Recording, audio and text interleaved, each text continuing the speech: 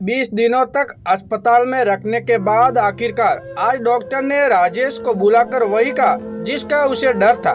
Doctor ने कहा कि आप इनको अस्पताल से ले जाइए।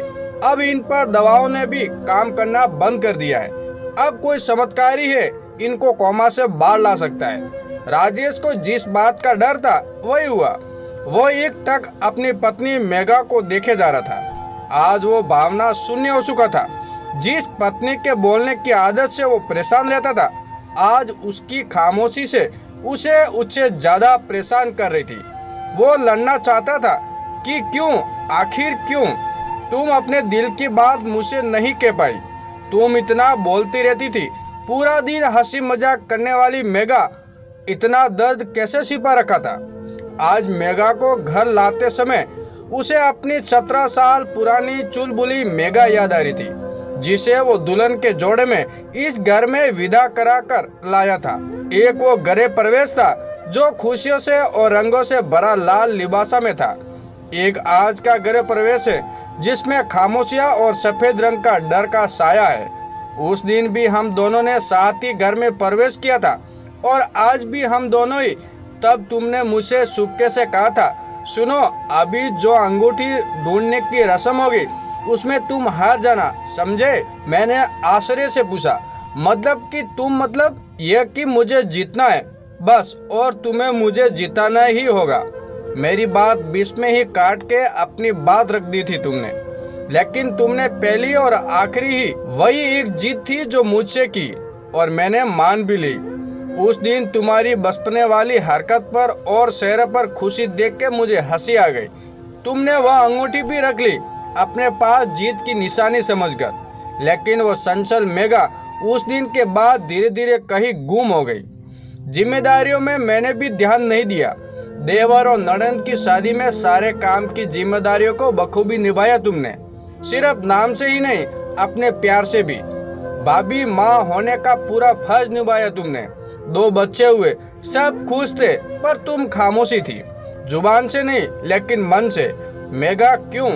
जवाब दो मुझे। देख लो, मैंने कमरे को पूरा लाल रंग से सजाया है जैसे कि तुम्हें पसंद है। कुछ तुम भी तो बोलो। मेघा का हाथ अपने हाथ में लिए राजेश सब कुछ बोले जा रहा था। मेघा देख तो सकती थी लेकिन प्रत्युत्तर कुछ भी नहीं कर सकती थी। तभी राजेश की माँ कमला देवी ने दवा की थैलियों को पकड़ाते हुए कहा, बेटा जा आराम कर ले, अब मैं बैठ जाती हूँ कुछ देर मेघा के पास। थक गया होगा तू भी। नहीं माँ, मैं ठीक हूँ, मेरी मेघा जो मेरे साथ है। कमला जी आके बेटे के पास बैठती है और मेघा को देखते ही उनको याद आने लगता है कि कैसे मेघा ने एक बच्चे के जैसे उनकी सेवा की थी। सब कुछ बिस्तर पे ही होता था, पैर दोनों टूटने के कारण, लेकिन मेघा ने कभी उफ़ तक नहीं की और फपक कर रो पड़ती। तभी मेघा की देवरानी रेवा चाय लेके आती है। भाई साहब, माँ जी चाय लीजिए, दीदी की दवा का समय भी हो गया है। हाँ रेवा, अभी देता हूँ। रेवा ने मेघा को देखा और उसकी भी आंखों में आंसू थे, क्योंकि उसकी शादी मेघा की वजह से ही हो पाई थी। लव मैरिज शादी के लिए पूरा घर खिलाफ था।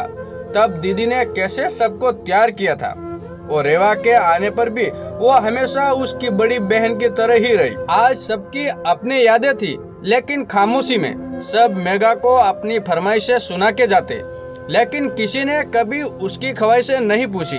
राजेश सुनो ना, क्या हुआ बोलो। मैं चाहती हूँ कि जब मैं आखिरी सांस लूँ तो तुम्हारी गोद में, और तुम्हें ही मुझे दुल्हन की तरह सजाना। और हाँ, मेरे ऊपर सफेद रंग मत डालना, मुझे नहीं पसंद सफेद रंग, डर लगता है इस रंग से मुझे। यार तुम अब खामोश हो जाओ, अब प्लीज, मुझे बहुत काम है। मोबाइल पे काम करते हुए राजेश ने कहा कि तभी मेघा अपना सिर राजेश की गोद में रख देती है। अरे ये क्या मेघा, उठो, कोई आ जाएगा, अब हम बच्चे नहीं रहे। गोदी में सिर बच्चे रख के सोते हैं। मेघा ने कोई जवाब नहीं दिया। यार हद करती हो, उठो मेघा। राजेश ने जैसे ही मेघा का सिर सीधा किया, वो बेहोश थी, उसके मुंह से सफेद झाग निकल रहा था। राजेश जोर से चीख पड़ा, मेघा, मेघा को सब अस्पताल लेके जाते हैं। वहाँ डॉक्टर ने जब कहा कि उनका ब्रेन स्ट्रोक हो गया है, लेकिन ऐसा किस वजह से? डॉक्टर साहब, शायद कोई आघात या कुछ चिंता। कोई भी कारण हो सकता है। ऐसा लगा जैसे दुनिया उजड़ गई मेरी। सब तो थे साथ, माँ, भाई, बहन, बच्चे सिवाय तुम्हारे। राजेश को याद आ रहा था कि कैसे उसने मेघा को खामोश रहने के लिए कहा था। तभी सबकी नजरें मेघा पर पड़ती है, जिसकी सांसों की गति तेज हो गई थी। तभी राजेश ने मेघा के सिर को अपनी गोद में रख लिया। सब मौजूद, लेकिन आज वो शर्म नहीं है जो राजेश को हुआ करती थी। जब मेघा सबके सामने उसके पास आके बैठने की कोशिश करती या कुछ कहना चाहती, तो राजेश अभी नहीं, बाद में। अभी सब है, कभी व्यस्तता, कभी परिवार, कभी रिश्तेदार, कभी कोई समस्या। बातें मन में ही रह जाती मेघा के। राजेश की बाहों में मेघा ने आखिरी सांस ली। आज सुबह कुछ मेघा की पसंद का था। उसका लाल लहंगा भी और उसका श्रृंगार भी राजेश खुद ही किया। लाल जोड़े में आज सब मेघा अपने शादी की सालगिरह के दिन विदा हुई। सबकी आंखों में आंसू थे। आज के दिन जो मेघा इस घर में बहू बन के आई थी, वो चंचल, मुस्कुराती हुई और बातूनी।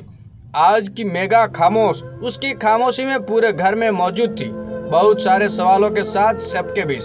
दोस्तों, ये कहानी कैसे लगी हमें कमेंट करके जरूर बताएं।